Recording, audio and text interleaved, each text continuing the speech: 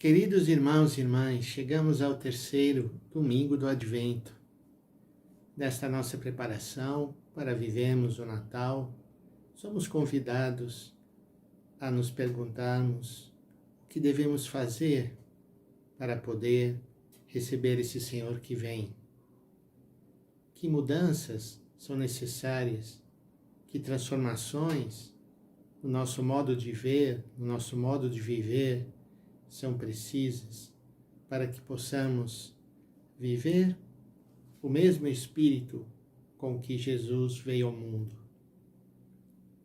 Hoje, as leituras nos colocam também num clima da alegria, que é uma das características deste tempo do Advento. Se por um lado é um tempo de reflexão, de oração, de transformação da nossa vida, e isso às vezes dá um caráter um pouco dramático e pesado, aquilo que nós temos que mudar na nossa vida. Por outro lado, o Advento nos propõe a esperança e a alegria como atitudes características da nossa vida cristã. A primeira leitura de hoje, tirada do profeta Sofonias, ela começa dizendo exatamente isso. Canta de alegria, cidade de Sião. Alegra-te, povo de Israel. Exulta de todo o coração, cidade de Jerusalém. Então vamos pedir essa graça. Não é fácil viver alegria hoje, no mundo marcado pela dor, pelo sofrimento, por tantas contradições, pela miséria, por uma sociedade que descarta seus membros. Mas é preciso olhar mais profundamente e pedir. O profeta dá também os motivos pelos quais Jerusalém deve se alegrar. O Senhor revogou a sentença contra ti, afastou os teus inimigos. O Rei de Israel é o Senhor, Ele está no meio de ti, nunca mais temerás o mal. Então a raiz, o fundamento dessa alegria é a consciência da presença do Senhor no nosso meio. Portanto, nesse tempo de preparação, para receber o Senhor, para descobri-lo, presente, atuante na nossa vida, essa é a atitude que vamos pedir.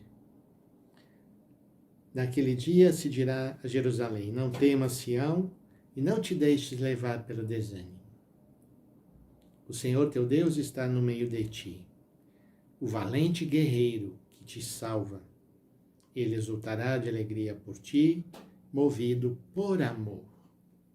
Esse amor de Deus por nós é que somos chamados neste domingo a recordar. A segunda leitura de São Paulo aos Filipenses também toca esse tema da alegria. Escreve São Paulo: irmãos, alegrai-vos sempre no Senhor.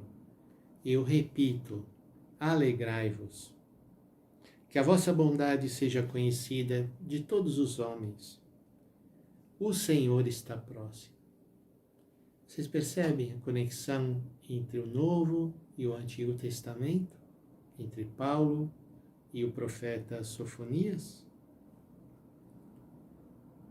Não vos inquieteis com coisa alguma, diz São Paulo, mas apresentai as vossas necessidades a Deus em orações e súplicas, acompanhadas de ação de graças.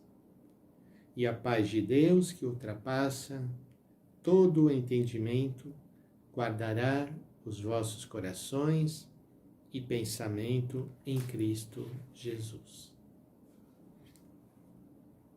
E o Evangelho para esse domingo é o Evangelho de Lucas, capítulo 3, de 10 a 18. Novamente, temos aqui a figura de João Batista, esse precursor, aquele que vem nos mostrar como nos prepararmos para receber o Senhor que vem. A cena de hoje que nos é proposta mostra as multidões que perguntavam a João: que devemos fazer?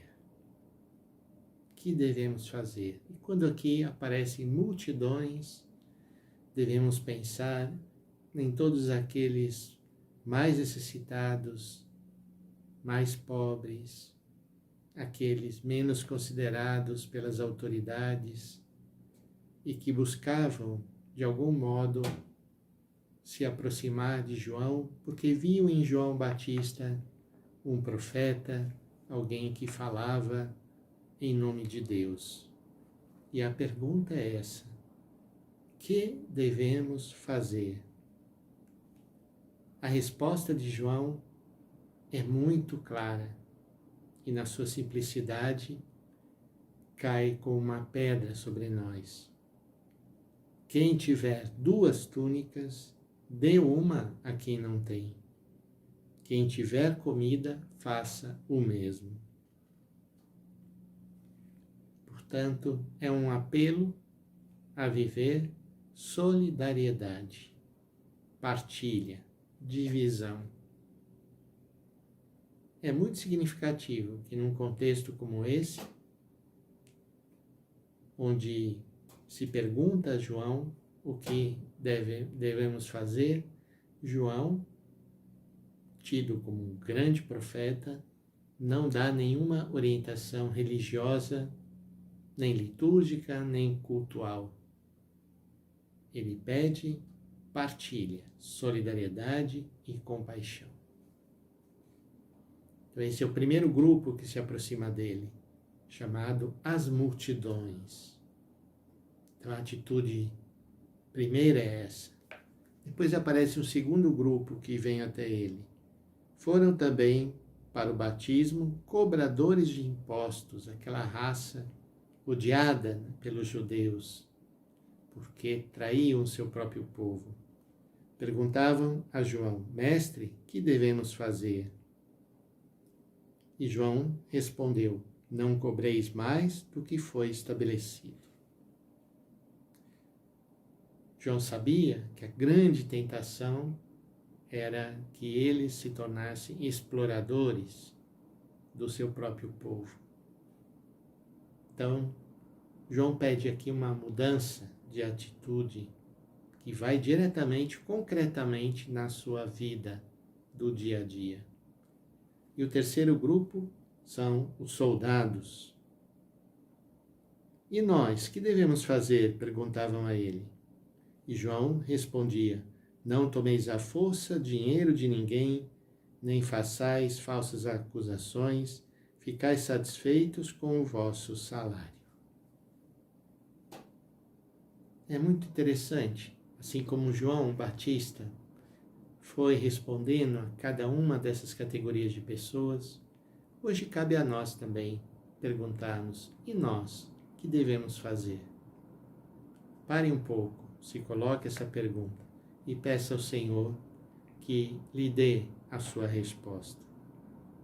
O povo estava na expectativa, todos se perguntavam no seu íntimo se João não seria o Messias. Por isso João declarou a todos: Eu vos batizo com água, mas virá aquele que é mais forte do que eu, e eu não sou digno de desamarrar as suas sandálias. Ele vos batizará no Espírito Santo e no fogo. Portanto, João assume que a sua missão é de preparação. Então, vivendo esse tempo do Advento, também vamos nos colocar nesse tempo de preparação, esperando o Senhor que vem, que virá para nos batizar com o fogo e com o Espírito Santo. Ele virá com a pá na mão, vai limpar a sua eira, recolher o trigo no celeiro e a palha a queimará no fogo. E ainda de muitos outros modos, João anunciava ao povo a boa nova. Então, irmãos e irmãs, vamos também nesse domingo tomar consciência da nossa missão e vermos concretamente o que precisamos mudar para viver esse tempo do advento, para nos prepararmos para o Senhor que vem. Como podemos crescer na solidariedade, na compaixão, na partilha do que temos e do que somos. Peçamos essa graça ao Senhor e que Ele nos abençoe. Em nome do Pai, do Filho e do Espírito Santo. Amém.